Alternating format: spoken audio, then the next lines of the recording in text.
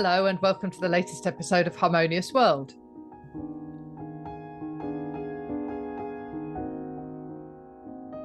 My name is Hilary Seabrook, and this independent podcast is brought to you largely by a quotation from Quincy Jones that I heard during lockdown when I was looking for inspiration. And it goes something like, imagine what a harmonious world it would be if everyone shared a little of what they are good at. I could talk for weeks about that quote and what it means. But basically, in Harmonious World, I try to chat with musicians about what they are good at, what makes them tick, and usually about the music that they're working on right now. And this actually today is my second episode with pianist Oscar Rossignoli. I talked to Oscar back in August 2021 about his first solo piano album, which was called Inertia. And he's got an album out now called Levitations. And it's an improvised performance from the New Orleans Performing Arts Center. So what you're listening to now is part one. But I hope you enjoy listening to my conversation with Oscar Rossignoli.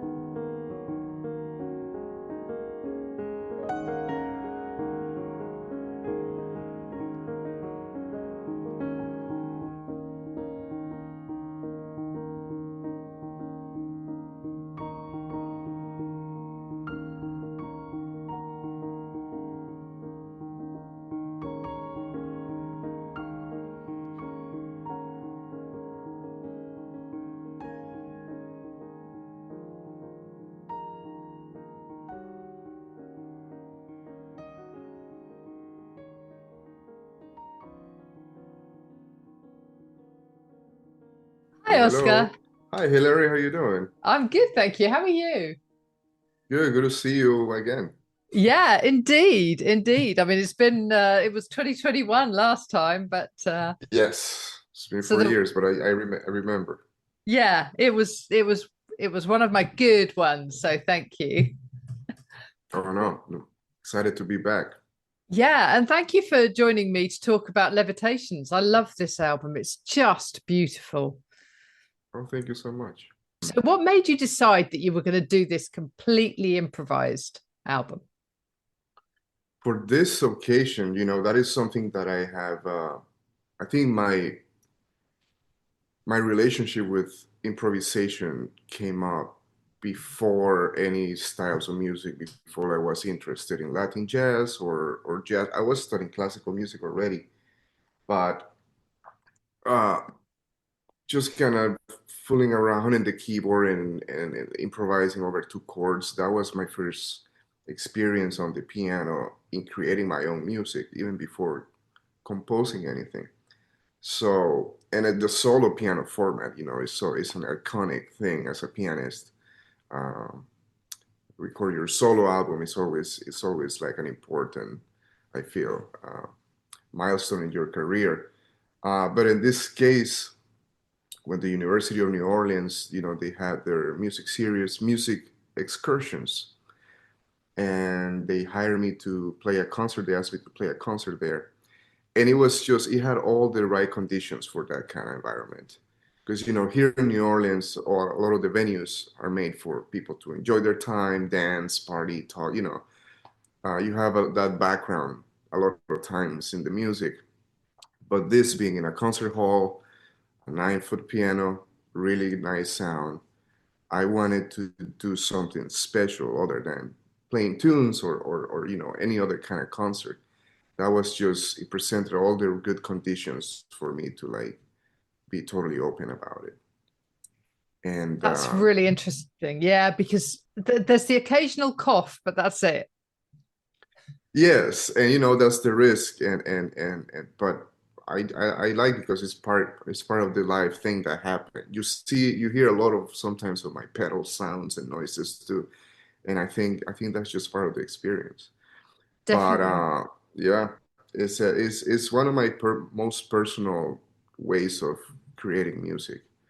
Uh, because you asked me about preparing for it, right? And a lot has to do with in what state of mind I am, how Right. confident I am with letting things happen the way they will be. And so like psychological preparation for it. Yeah. Do you think about chords in advance? Do you think about structure? Do you think about where you're going to go musically? I don't think on those terms. It's more like textures. It's like what kind of sound do I want? A sound that sounds like one voice in the middle of that room, or do I want the whole orchestra kind of sound? And maybe right before I put my hands on the keyboard, I have this feeling of or a sensation of like tonality that I want to start. But when it comes to structures, it's really more about listening to what I'm doing and where it takes me uh, at the Right. moment. Yeah. So that was going to be my next question. So Yes, this is it's kind of seven pieces of a suite, and then you do the El Mar by Guillermo Anderson, which is yes, I'm going to finish with that because it's just a lovely, lovely little piece. Um, but because they're all improvised, and I think for some of my listeners, the concept of improvisation is just like they don't know where that comes from, and nobody really knows where it comes from. But it you're always responding to what you've just played and what's going through your head and that sort of thing. So, what I'd like to do at this moment is I would like to play the start of number 4. So, this is right in the yes. middle. So, let me play a bit of that first.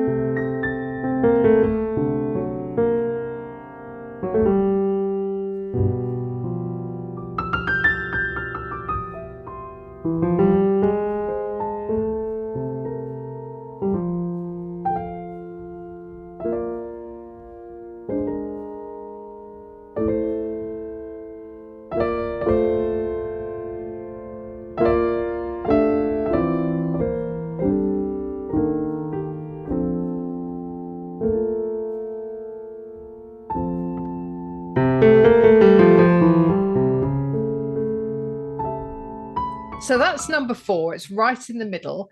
What was going through your head at that point? Or do you not remember? Is it just what was going through your head at the time is comes out in the music? It's really what it was happening. Like I have no recollection of really when I listen back for post production and arranging the tracks and editing them. Uh, I really don't have recollection. It's like, oh wow, that's kind of okay. I have no recollection of what I did per se. And yeah, sometimes it's just a change of mood. Like, okay, that was something fast, something busy, something exciting, and I was on peace. But yeah, I don't. It's hard for me to remember what I did musically, like in terms of like chords or where I did, until I go back and listen to it. Yeah, I find it really fascinating because usually, I'm a sideman, so I'm, playing sax alongside other people. So you feed off what other people are doing, but you don't get that when you're doing this kind of thing. No, you are the whole orchestra. But thankfully, the piano is an instrument that gives you endless possibilities. And I Yeah. think it's like a language, you know, English is my second language, Spanish is my first. And learning a new language, being in a new place, having to you start translating at the beginning, right? Just like, okay, how do I say this? This you switch and you say it. It's a very slow process. Eventually, you think in English. You have Yeah. dreams in English, and then that's what you do. And then that's you just talk. So for me, it's a little bit like that. And over the years, as I develop myself as a human being, as a musician, you develop some technique. You work on your technique. But this kind of playing is different because it's more about listening than the playing itself. Right. One of the questions I was going to Yes. ask you was because I find this process absolutely fascinating, and it is a beautiful, beautiful album. So although I don't want anyone to think that it's just got this concept of, you know, somebody sitting at a piano and that's the basis of it. I mean, that obviously that's where it comes from, but the music that comes out of it is just amazing. You've got 88 keys. Do you find yourself drawn to particular parts of the keyboard at a particular time? For this concert, I was, and what I really wanted is to listen, not the concepts, the scales, the chords, all the structural things about the music, but I wanted to focus on the actual sound coming out of the instrument. Again, the conditions were perfect, the piano, the room. So I I tend to go in the extremes of the keyboard a lot, and I like really the low end. I know, You I've know, heard that. Yeah. yeah. So having this instrument in this room with a Brian Seeger was my sound engineer. He recorded it beautifully. So I wanted to really exploit the quality of the sound of the instrument. So to the point where the low end, you don't even know what's happening. It's just like a big texture of sound. Yeah, and it is. It's sound. You don't get drawn into the sort of, I don't know, themes or melodies or anything. You get it's like a painting where you're looking at the whole thing and you're just getting absorbed into that. That's a beautiful way of putting it. I like that. I also imagine it's like a trip. You know, you go from one place to another. And in music, we have structure. The theme comes back at the end, and you know that's the way a lot of music works. But in this case, it's like you go from one place to another, and you're not familiar with the landscape at all, and nothing Oh, repeats. You end up a completely different place, and that's okay. yes, it is. But I did notice that there were times when it felt like you revisited something, Yeah, that something just popped into your head that was kind of, well, we're going in this direction, and something, and I think it was, I can't even remember where it was, but between pieces, I suddenly went, oh, that's like and I wasn't going to go back and, you know, track it, but yeah, yeah. it Compare. was, yeah, but it was almost as if it was a stream of consciousness where, and because that's what you do when you're thinking, isn't it, that you think through something and then you suddenly find yourself thinking back about, you know, whatever it was. Yeah. So I think sometimes I kind of, in listening what I'm doing, it's like, oh, I like this. It would be good if I bring this back because I enjoyed it. So I try to remember it. It's like Yeah, I want to revisit this place again after whatever happens, you know. yeah, yeah, and revisit it in a different way because you've been to somewhere else. Yes. So Sometimes I don't remember exactly what I did, so it's like a variation of yeah, that feeling or that texture. yeah, brilliant. Well, I'm going to give people a link to the 2021 episode that we did, but Oh yeah. can you talk about what you've been doing in the meantime since Inertia came out? What else have you been doing up until so this was recorded, Levitations was recorded in 2023. So obviously Yes. we're now a couple of years on from that. So what did you do between the two, or, you know, in that middle bit? Well, I think between those two albums, what mainly happened is like we were going back to a normal, because Inertia, the first album was during the pandemic. We were still Yeah. locked down, and it was almost me saying like, well, if music is done, let me at least put an album out. That's solo Yeah. piano. That's the album I want to people to listen to. And from that point until Levitations, it's like we finding ourselves back and doing the things that we love to do, being able to be with the people we love to play. As musicians, we were playing for a long time for cameras and cell phones and computers instead of audiences. So the city of New Orleans coming back together, having people, the audience, that interaction. So in that beginning again, because this city, um, I'm I'm lucky to say this city gives me a lot of opportunities, different scenarios. I just played with the Louisiana Philharmonic Orchestra last Oh, week, wow. but I also work with many jazz bands and sometimes chamber music and my solo performances. I have my own trio with my original music. Um, Quintet, I have played with my quintet this Saturday at Snug Harbor. So it's all this different interaction. It's just a combination of so many styles of music, but relationships. And Limitations is what I wanted to do with Inertia if I had an audience in the room. So Yeah. for me, this is like, all right, now we're gonna do it what I had envisioned. And it's not out of desperation, but just because I wanna have this moment with you in this room. Yeah. I remember having, conversations with several musicians in 2020 and 2021 where we were talking about the fact that you can do live streaming, you can do recording, you can do all sorts of things, but it is not the same as having an audience in the room. It changes everything. It changes my way of playing. Like I do stuff that I don't practice. Sometimes it just comes out, and I think the energy of the band, of course, if I'm in a band, but the energy of the audience too. It makes is there's some communication happening there, some exchange of something happening that is very Yeah. special, and you cannot really replace that with anything. No, no, it's a very special thing. Fantastic. Well, thank you so much for joining me. And it's been a pleasure again to talk to you. And let's not make it 4 years before the next conversation. Of course, no, no, no. That will not happen. I'm Are you- working on original music for my trio, and I think the next album is gonna be a band of sorts. Kind of want to unify the jazz tradition with what I do when I solo. So kind of blending some structure but a lot of freedom, and so we're working on that. You'll hear about that soon.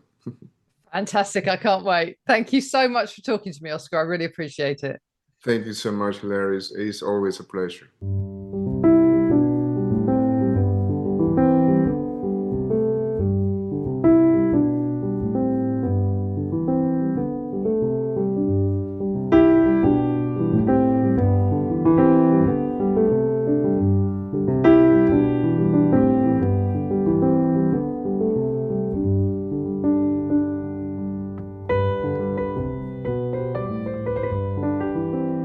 Thank you for joining me for that episode of Harmonious World. It was a delight to chat with Oscar Rossignoli about his album Levitations. And what you're listening to now is his version of the Guillermo Anderson track El Mar. I hope you have a really, really good week. Enjoy listening to some of the past episodes of Harmonious World, and I will speak to you soon. I've got some great guests lined up for the rest of the year. It's going to take me through to 2026. So please do join me, listen to some of the past episodes, and make sure you subscribe so that these come automatically into your podcast list. There's also a link that you can actually financially subscribe. So please take a look at that. It just really helps keeping it Harmonious World independent. But thanks for listening.